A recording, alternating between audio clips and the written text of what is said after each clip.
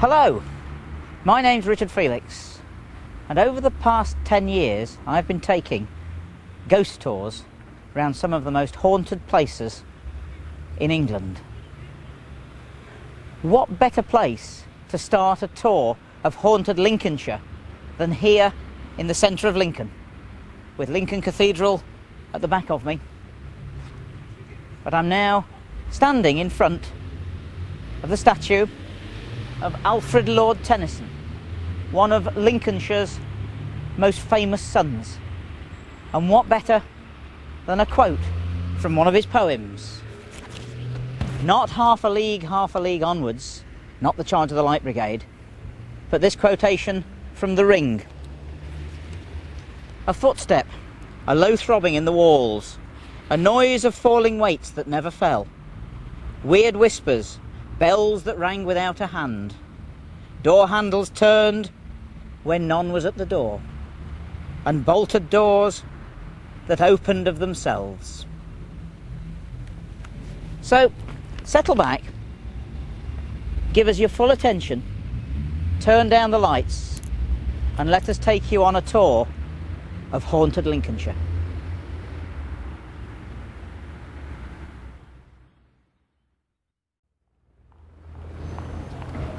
It's strange how Lincoln claims so many firsts and oldists to do with Europe, but here we are in front of Lincoln Cathedral, the finest medieval cathedral possibly in the whole of Europe.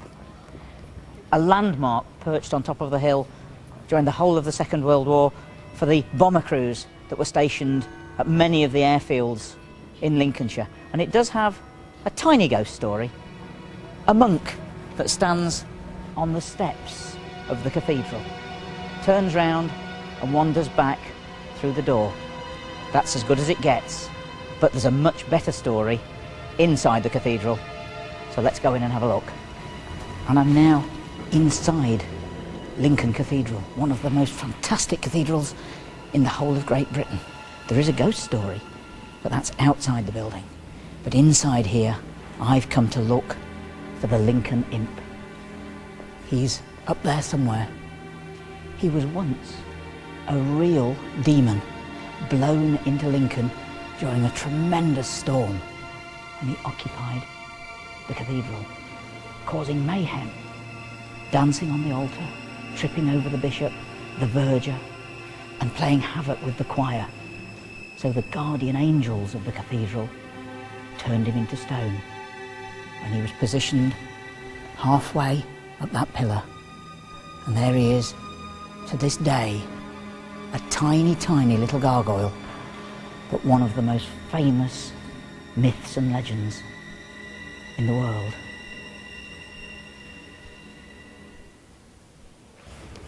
And I'm standing at the bottom of Steep Hill.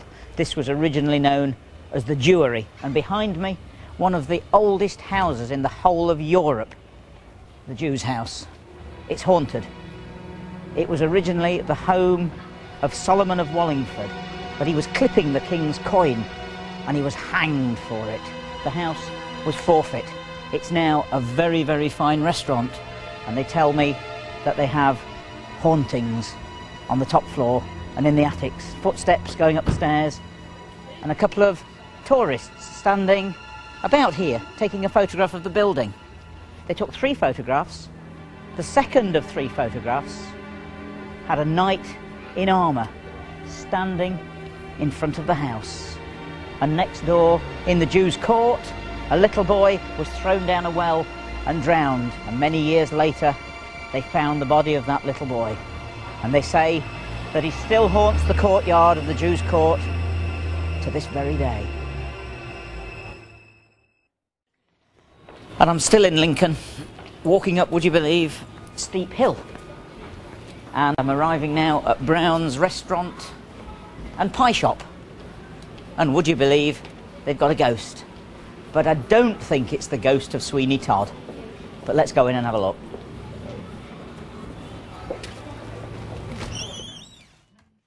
And I'm now inside Brown's Pie Shop. We're down in the basement, and with me, Sandy, you're the proprietor. I am indeed. And things have happened here, yes? I've been here 15 years. I've been here. and there's quite a lot's happened, yeah.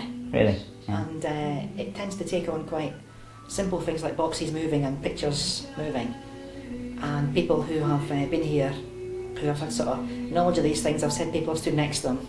Down here? Down here in this little basement, yeah, and also in the main restaurant. Although the boxes tend to move up the stairs in the attic, we've got an old attic which is quite sort of scary. But the scariest thing that happened to me was I was cooking one day. It's a few years ago now, maybe that's why I've gone grey, and I had a big noise down the stairs, and I came down from quite a busy morning's work to check out what the noise was. Yeah. Because I was on my own that day, and our kitchens are quite old, but we had this big steel bench. It's quite a wide steel bench, and when I went back up the stairs, there was absolutely nothing in the restaurant. When I went back up the stairs, one of my largest cook's knives was sticking point first into the floor and was wavering backwards and forwards, and it concerned me a little bit. Someone had in fact thrown it and stuck it into the ground, or unseen hands or something had done it. That's a bit serious. Because it was only about 4 feet off on a bench about 4 feet high, and I don't know how it could have stuck in the floor, just dropping off. There was no vibration to make it drop off or anything. Wow. So that just happened. But luckily, it's all been.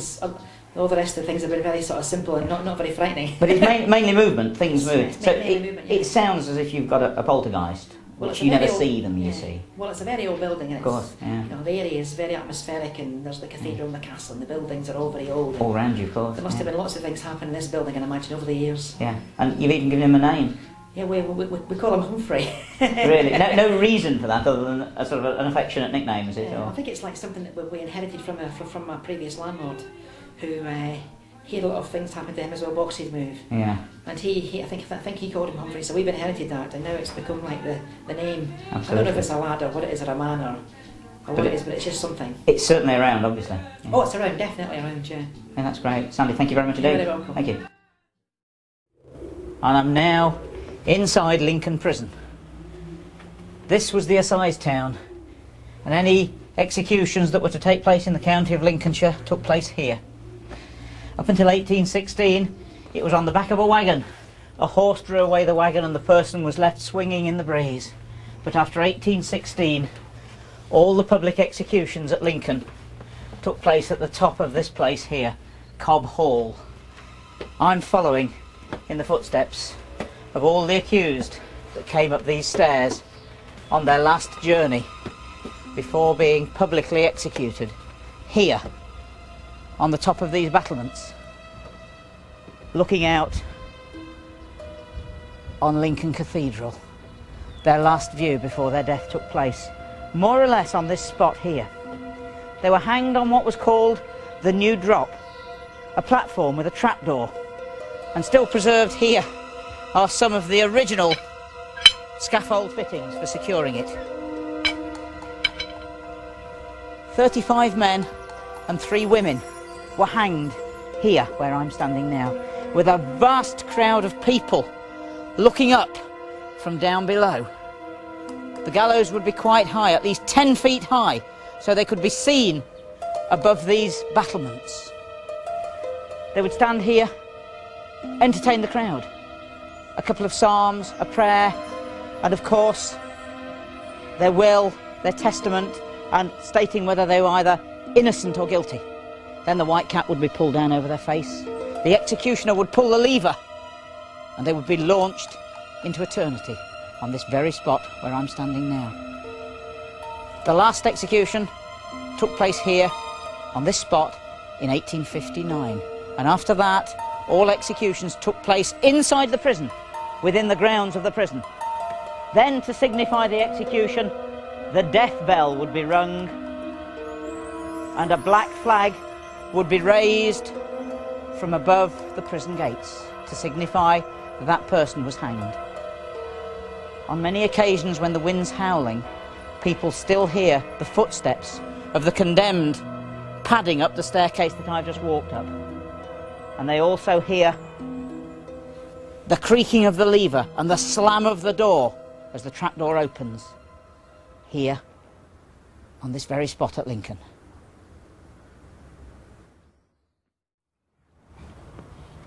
And standing here on the rather high battlements at Lincoln Castle, over there the courts, still used to this day. And the red brick building, part of the old prison. That's the women's section and part of the chapel.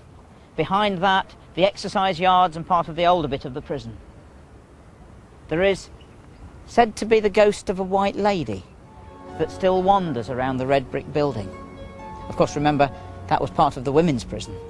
Whether she is a tormented soul, one that died under tragic circumstances, we're not sure. Because certain ghosts, I believe, are actually no more than a recording. They're not really there at all. They died under tragic, traumatic, premature conditions. Murders, suicides, executions, battles.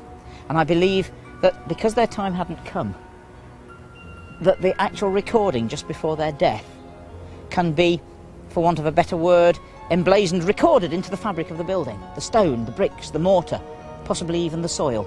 And then for some reason we see that recording again, just as if someone had pressed the replay button of a recorder, of a video player.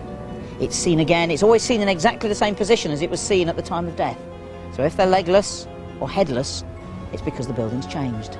Either the ceiling is lower than it was at the time of death, or the floor is now higher, which of course cuts them off at the knee and makes them appear legless. And I'm now, for the first time in my life, inside a prison chapel. And I'm going up to the pulpit. Before an execution took place, the condemned person would have pride of place in front of the congregation, standing in front of an upright, open coffin. Probably the coffin he'd made or she'd made in the prison the week before their execution. They were then taken out, of course, and executed from this place.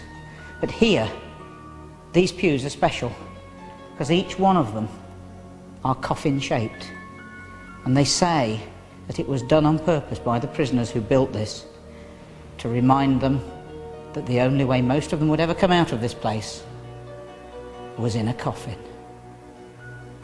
And may the Lord have mercy on their souls.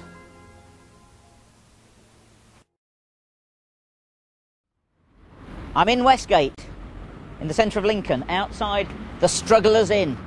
It's called the Strugglers because it's in view of the castle and the area where the public executions took place. Until a Lincolnshire executioner called William Marwood introduced the long drop, which broke the neck, men and women struggled for up to a quarter of an hour before they finally expired, much convulsed. And there is a ghost story here at the pub. A Norton Disney poacher called William Clark was a regular at this pub. He shot a gamekeeper in the legs. The gamekeeper died of gangrene, and William Clark was hanged for his murder. Before he was hanged, he presented his lurcher dog to the landlord, William Roberts. Roberts kept the dog for many years, and when it died, he had it stuffed and mounted. And it was displayed until the early 1970s in the bar. On a cold, windy night, many of the regulars of this pub say that even to this day, while they're standing at the bar with their pints, they can sense a large dog brush past their legs. Is that William Clark's lurcher? No one will ever know. And we're now on Skegness train station. The number of visitors and tourists from all over the East Midlands that came here on their holidays. And of course, there's a ghost story. In the 1970s, a young lad called Mark, whose hobby was train spotting, amongst other things, spent many, many hours on this station. Most of his family worked for British Rail, and so most of the people that were here knew him very well.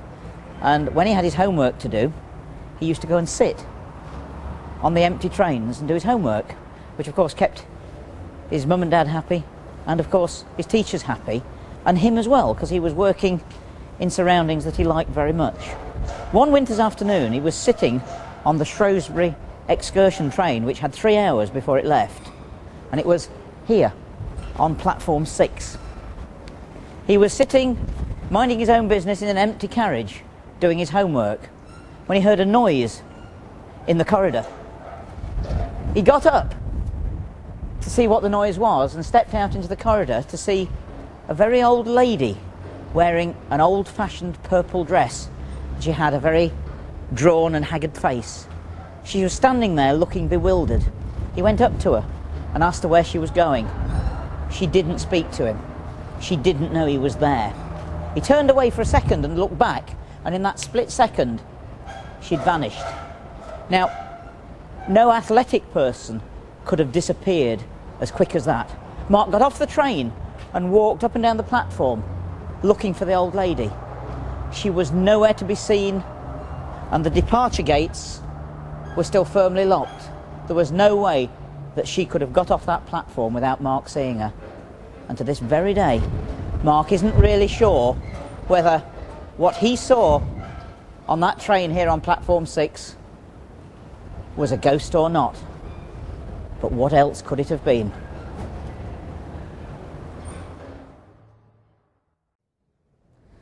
And here I am outside the Vine Hotel, almost in the middle of Skegness. This building goes back to the 1600s. It was an old inn, certainly back as far as 1770, and in those days the sea was much closer. In fact, it came right up to Drummond Road. There's stories of ghosts, there's murders that took place, and Alfred Lord Tennyson lived here. So let's go inside, see what we can find.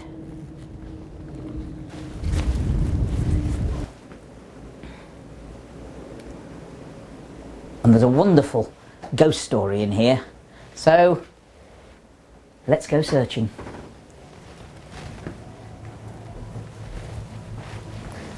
This is the rather splendid interior, the hallway of the Vine.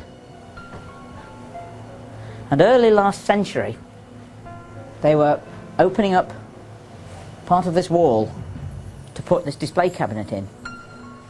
And much to the builder's shock and horror, they found a skeleton here in the wall, completely bricked up. No one realised who or what the person was. It was a male, but it had got part of a blue uniform still on the skeleton. And when they examined the buttons closely, they realised that he was a long dead member of the Customs and Excise. And of course, due to the close proximity of the Vine to the sea in those days, he was here investigating smugglers. He obviously found some, they murdered him, and to hide what they'd done, they buried him here in the wall. And he still wanders. Many members of staff have seen him wandering along this corridor, in and out of the rooms, and he's also been seen upstairs, and one of the bedrooms is very haunted. So we'll go up there and have a look. And I'm now in the corridor, directly above the area where the customs man was bricked up. He is, or was, literally right underneath. And room number 8 here, one of the suspect bedrooms, newly refurbished. We'll go in and have a look. And it's in this room where people have come down from the night before, and before breakfast gone to reception, and asked, who was that strange man that was in our bedroom? That man dressed in an 18th century uniform that was standing in here and just disappeared.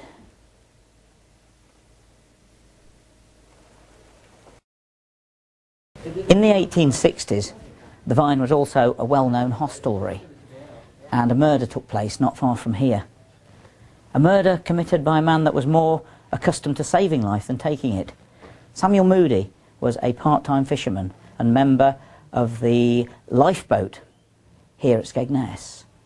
He was here with 2 friends, and they were on a boozing spree. They spent 7 hours in here drinking, and left in the early hours of the morning and set off back towards Skegness. They stopped at a place called Smith's Corner, and continued talking. And then one of the three, David Howard, left and went home. The other two, Samuel Moody and Elisha Lynn, continued talking for a long time, quite friendly, which was strange because although they were supposedly friends, they had a bit of a love-hate relationship. They were often arguing, they were often fighting.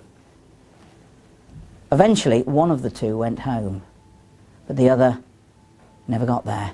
And the following afternoon, an 11-year-old boy discovered the body of Elisha Lynn lying in a dyke at Smith's Corner.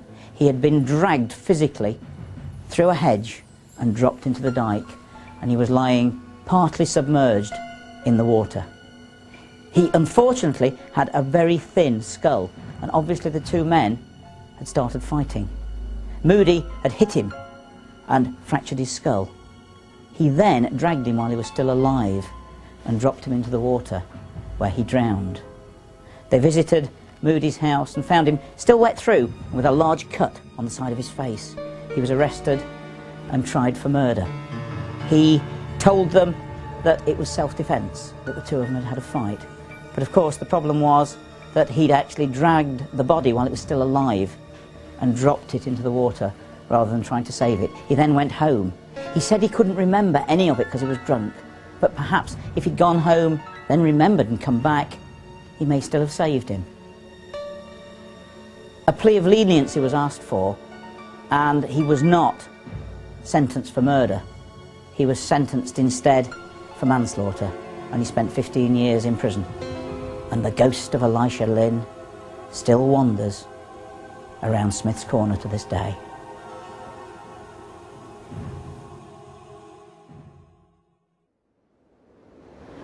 Alfred Lord Tennyson also haunts the Vine. He lived here. He wrote "Come into the garden, Maud," here in this garden. They say underneath a tree, which is almost gone.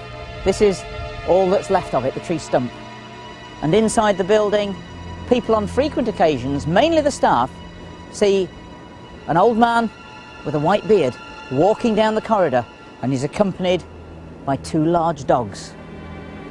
And they say it's the ghost of Tennyson, who still haunts his house.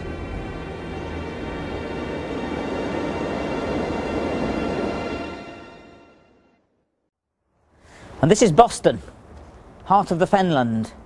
I'm standing in front of a fantastic old 16th century timber-framed building. This would have been here when the plague came to Boston in 1585.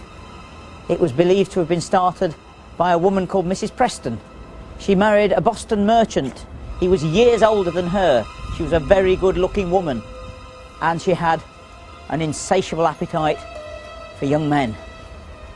He left on a boat from Boston to go to King's Lynn on a business trip, and as soon as he left, she started writing to some of her favourite suitors to tell them to come and visit her.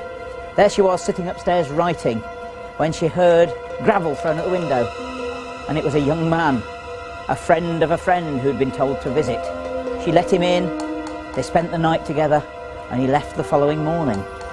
Unbeknown to her, he'd brought the plague, or the Black Death, with him. She soon started to develop blotches on her hands, and she ran into the middle of the town here of Boston, screaming that the plague had come. Over 460 people died here at Boston and are buried in plague pits around the town. This is where the undead and the living dead stories come from. People being buried alive, because one of the symptoms of the Black Death was a long deep sleep or a coma before death.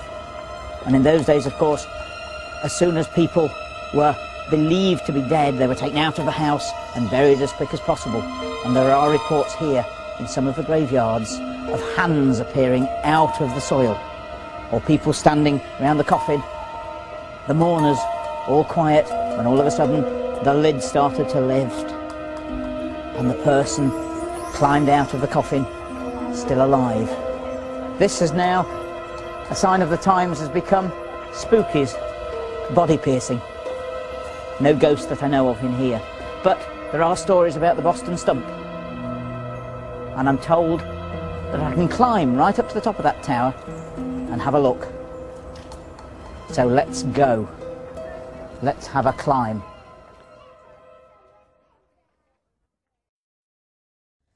And I'm poised at the bottom of the spiral staircase going up the Boston Stump. I've been told not to run for the first 100 steps, and I'm certainly not going to do that. But I can actually hear the wind thundering up the tower. I'm not sure what to expect when I get there, but we'll soon see. So let's go and have a look.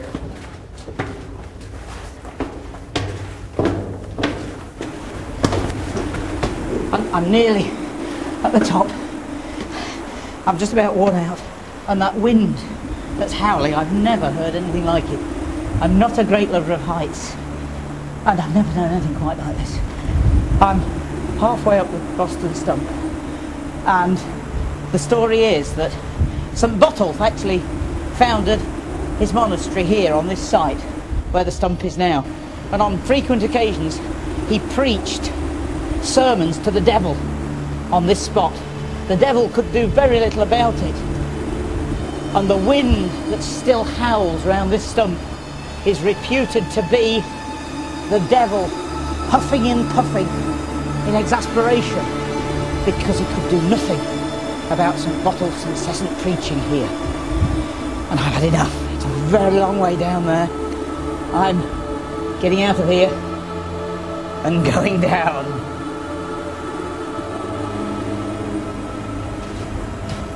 Oh boy, what a long way down.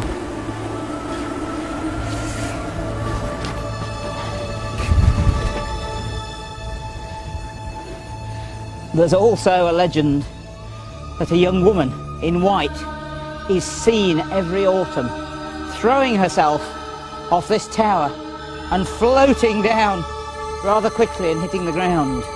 How she managed, or how she dared to even get close enough to this parapet to actually throw herself off, I don't know. They also tell me that in the actual main part of the church down below, the organist has actually seen a figure walking along the central aisle when there's only him been in there.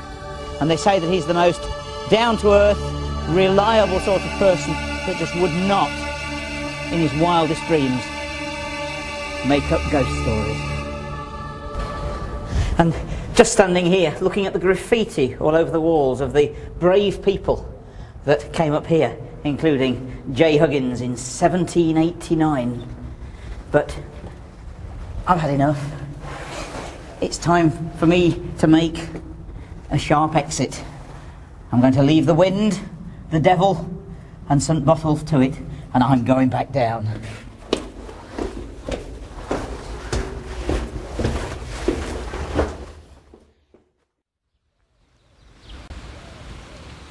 In 1693, Henry Stone of Skellingthorpe was buried here, in this huge tombstone.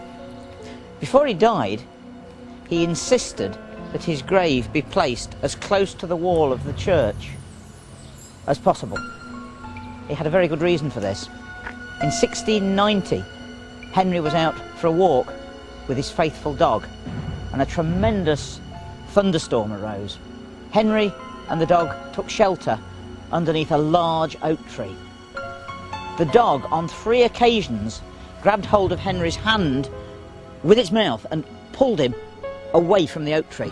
Henry kept going back under to take shelter, but the dog kept insisting.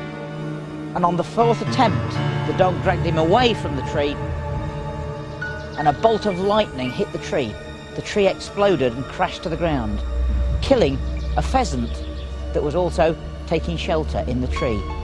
Had that faithful dog not have pulled Henry away from that tree, Henry also would have died.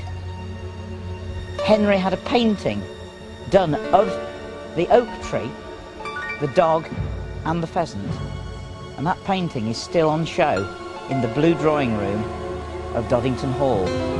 Henry was buried here in 1693. His dog outlived him, and he's buried in unconsecrated ground just on the other side of Henry's tomb. Unfortunately now, the whole area has been concreted over. There is no monument and no stone to that faithful dog. But on frequent occasions, people wandering around here with their dogs say that they see a large black dog sitting panting by the side of Henry's grave.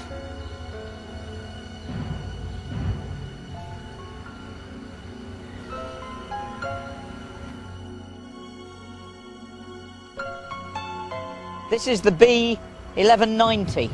It's now known as Tom Otter's Lane. It joins Doddington to Saxelby here in Lincolnshire. In 1806, a Nottinghamshire navvy called Tom Otter got a girl called Mary Kirkham pregnant. He was already married, but the authorities didn't know that, and they forced him to marry Mary. 2 parish constables actually attended the wedding to make sure that it took place. He wasn't too keen on the idea, but he went through with it regardless. The following day, the 2 of them set out to Lincoln, but unfortunately Mary never made it. She was found the following morning on this road somewhere, battered to death by a hedge post. Tom Otter was soon arrested and taken to Lincoln prison. He was tried and sentenced to hang for murder. Because he was a murderer, part of the sentence was that he be gibbeted near the scene of the crime. This was to make a difference between people that were hanged for either stealing a sheep or poaching or burglary, to make it worse, because everyone in those days, just as today, craved a decent burial. Well, of course, if you were hung up in a metal cage for many years, then your body wasn't whole as bits started to drop off it, and you did not get that decent burial. Tom Otter was so outraged at what was going to happen to him that the blacksmith who came into the prison to measure him for his last suit, the gibbet cage, he couldn't do it because Otter was so violent. They made a cage anyway, but it wasn't quite big enough, and after Otter had been hanged, they had to cram him into the cage, and they hung him up here 30 foot high and left him to be pecked at by the crows. When the body started to decompose and the flesh started to fall off the jawbone, a blue tit nested inside Tom Otter's mouth and had some young blue tits, and a little poem was composed that goes something like this: 9 tongues within one head, the 10th went out to seek for bread, to feed the living within the dead. Tom Otter's body was hung up here for 44 years until it was eventually blown down with the gibbet post in 1850. The remains of his bones were buried beneath the gibbet post, and the gibbet cage, or parts of the gibbet cage, are still on display to this day at Darlington Hall, just up the road. And people say that anyone walking along this road at night, when the wind is howling, can still hear the creaking of the gibbet post and the rattling of the chains that held up Tom Otter here all those years ago.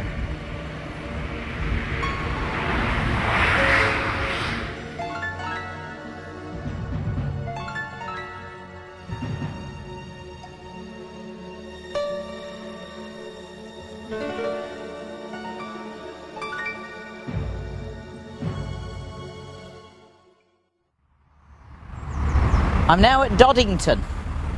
I'm in Doddington churchyard, and over the wall is Doddington Hall. It's in between Skellingthorpe and Tom Otter's Lane. In this hall is housed the remains of the gibbet the metal pieces belonging to Tom Otter. And also in there, in the blue drawing room, is the painting of Henry Stones, with the oak tree, the dog and the pheasant on it. But surprisingly enough, Darlington Hall is haunted as well. They have a screaming lady that every autumn is seen throwing herself from the roof and crashes to the ground. They say that she is avoiding someone who was making a pass at her in the hall. There's also a brown lady that appears to new brides at the hall. But they say she's a friendly lady. She appears in the bedroom, smiles at the bride and disappears. I presume that she's a long dead member of the family that still haunts the place and is welcoming the new mistress to the hall.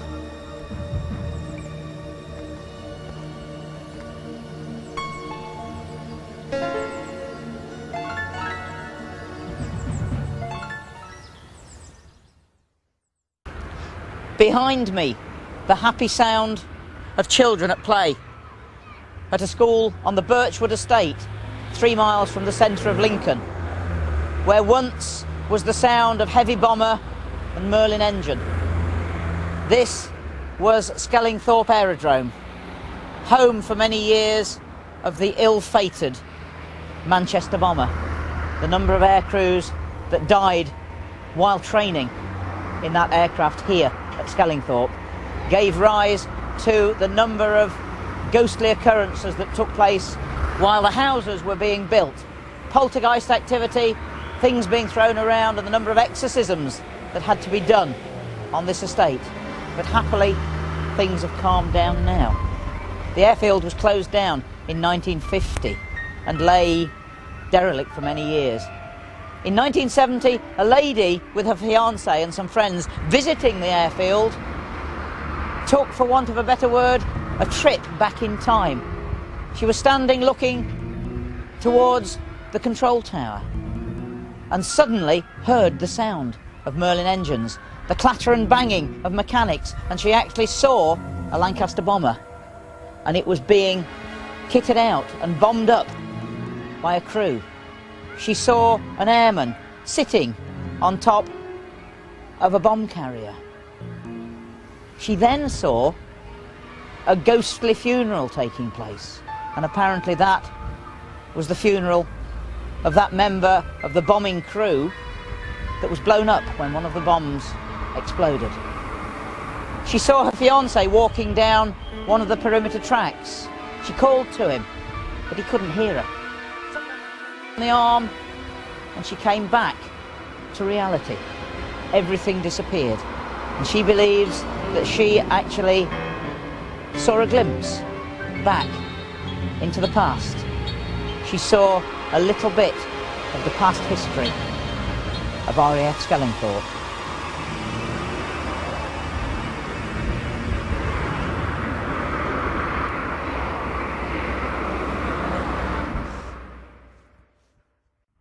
RAF Scampton, home of the legendary Red Arrows, and would you believe, going past me now, the Red Arrows. There's not a lot I can say at this moment until they've gone. RAF Scampton, during the war of course, was famous for the Dam Busters, Guy Gibson, Lancaster bombers, and of course his famous black Labrador dog, Nigger. These old airfields host the phantoms of many airmen. The scenes are replayed over and over again of many, many crashes that took place in training, and of course many, many aircraft coming back after raids. RAF Scampton is most definitely haunted. On frequent occasions at certain times of the year, people say that they still hear the ghostly droning of Merlin engines.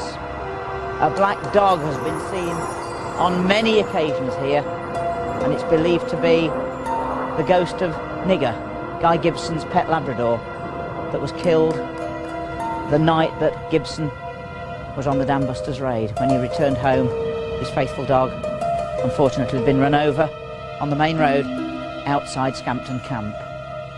He's buried inside the airfield somewhere, and on frequent occasions officers in the officers' mess have said they've seen a ghostly dog.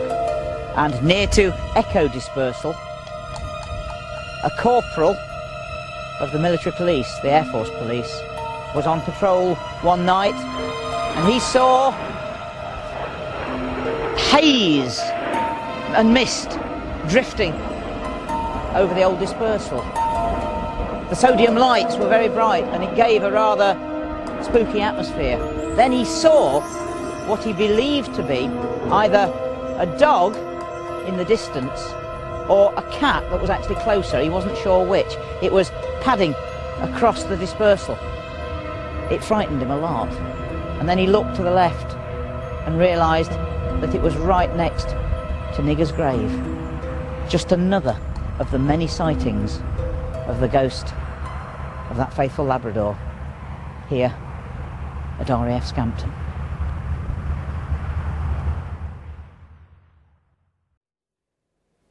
And here we are at RAF Wickenby, home of 12 Squadron and 626 Squadron. And with me is Julia. You actually used to live here, didn't you, in this, well, it's the original, it's not called a control tower, is it? No, the watchtower. Yeah, watchtower, I must get that right while I'm in Lincolnshire. Did things happen to you here? We had a couple of things happen, yes. We had one time, very early in the morning, it was a really bright morning, 8 o'clock. I was washing up downstairs and the telephone rang. Somebody wanted some information, which I couldn't give them. I needed to ask the flying instructor. He'd gone down to the hangars to check the aircraft, so I was waiting for him, and I could hear the door very easily from where I was. It was open access.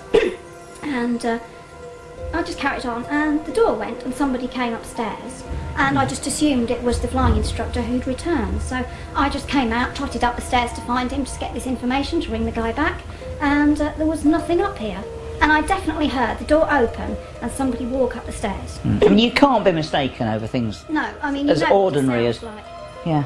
And it was very definite, and it was really nice though. It was a really nice feeling. Yeah. You just sort of thought, ooh, there is somebody. They are, that's the thing. People expect them to be evil and it's at night when the wind's howling and... The whole atmosphere here is busy. There's something going on. You know, sometimes in your house you feel, sometimes I'm by myself. Yeah. You never get that here because there's people here. Really? Yeah, but if you can imagine the what went on in here from 1942. It's a very strong feeling sometimes. Very good atmosphere here. Yeah. What about the dog? The dog is... On cue, good girl. Yes. She went through a phase when she first came that she wouldn't go down to the hangars. Yeah. She would just stop and come back here. She didn't seem to like it. She just stopped dead. And then one evening I actually got her onto the runways and it was pitch dark. And I took her for a walk down to the end of the runway, or tried to, and she sat down and stopped and she wouldn't come back. Come with me. And I continued and I was calling her and she'd come sort of 3 yards and then stop again. And I carried on, and then she actually came and sat on my feet, which she's never done before or since. And I just thought, it's been a silly dog. Just carried on, and she did it again. And she sat right across my feet, and I just got the distinct impression I am not supposed to carry on down the runway. So, and then I got really frightened, so I just turned around and we both ran really fast back down the runway in the dark, because it was just such a strong feeling of, you're not supposed to carry on. Yeah. But dogs, of course, can sense it so much more than we can. Another thing she did actually was we were all sat watching television downstairs. We used to have a TV downstairs, and suddenly she jumped up. She was sitting on the settee. She jumped up, and there was something presumably in the corner, and there was nothing as far as we could see. It was just a bare corner, nothing in it at all. And she growled like the blazes at this corner, and there was something. And then she went and hid behind the settee. Really? So what it was, I don't know. So she could see it, sense it, or that she thought was there. Good Lord. It was quite odd. There's also a story, of course, of a suicide of a WAF, is there here? That you've actually got records of that, haven't you? Yes, we have. I have the records here of the Wickenby Register, the Squadron Association for 12 and 626 Squadron, and that is actually recorded in the records. It's also documented as well, or I've heard it from the person who was the radio operator in here, a lady called Donnie Spooner, And she actually told me that definitely that was true. There was a WAF who killed herself because her fiance was not coming back. He'd been killed in an operation somewhere. Really?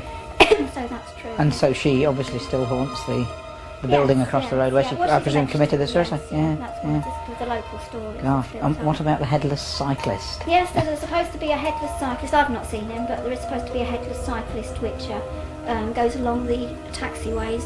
But again, I found that in the records that is a true story due to the asymmetry and torque from the engines, the propellers of the Lancaster. You have to have the left-hand engines on fuller throttle than the right-hand engines, otherwise it just swings to the left and pulls up. And somebody didn't do this, they got it wrong. The aircraft pulled up and went across the runway off onto the taxiway, and unfortunately this poor chap was just cycling past the end and it just took his head off. Oh my goodness. But that's actually did happen because it's in there. So we're talking of real facts, things that really happened here, and his ghost supposedly seen riding along the trackway. Yes. That is fantastic. So it's quite a good story. Lovely one, Julia. Thank you very much indeed. Thank you.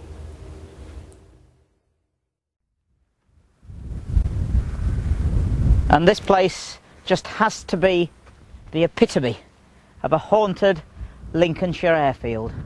This was RAF Wigsley, home of 455 Squadron. Just look at the old deserted control tower. I used to come here well over 30 years ago with my brother. We used to dig up crashed aeroplanes, and I spent many a happy hour on this airfield and quite a long time inside this control tower that was derelict even in those days.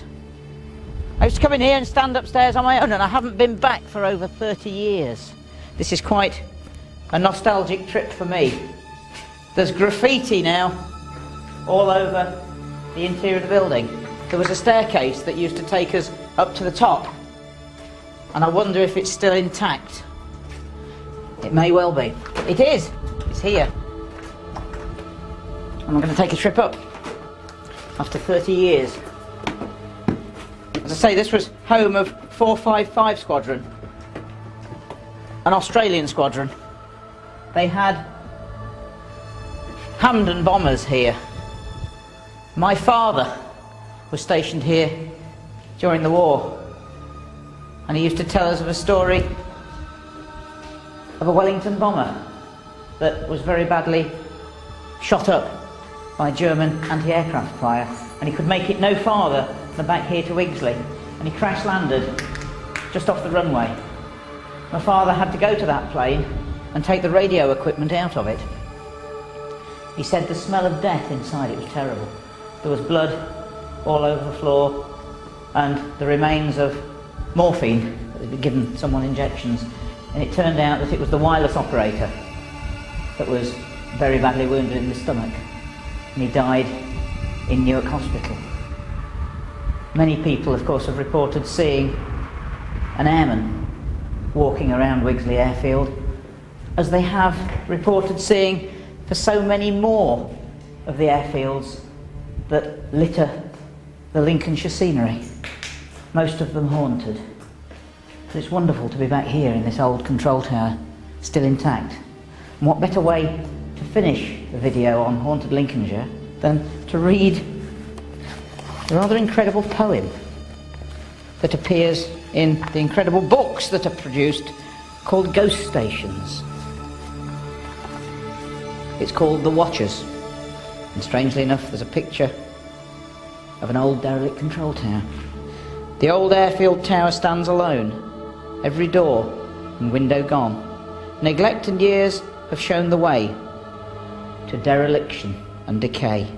Yet here within are old echoes, whispers, movement, soft and low. From deep in a time, a woman weeps for a lover in eternal sleep. The ghosts are gathered, I can feel, close behind me, at my heel. Through briars seek to slow my pace. I must hurry from this haunted place, where the guardroom stood, a rusting plough. Only crackling hens parade here now, a few more steps into the lane. then the washers can close ranks again. And now, up the stairs again, to the very top floor of the control tower. The wind howling and whistling. Through the windows here, fantastic panoramic view. And of course in the poem it stated many of the airfields have been left for the chickens, but not so here at Wigsley. Wigsley has been left to the ghosts, the memories, and to the pigs.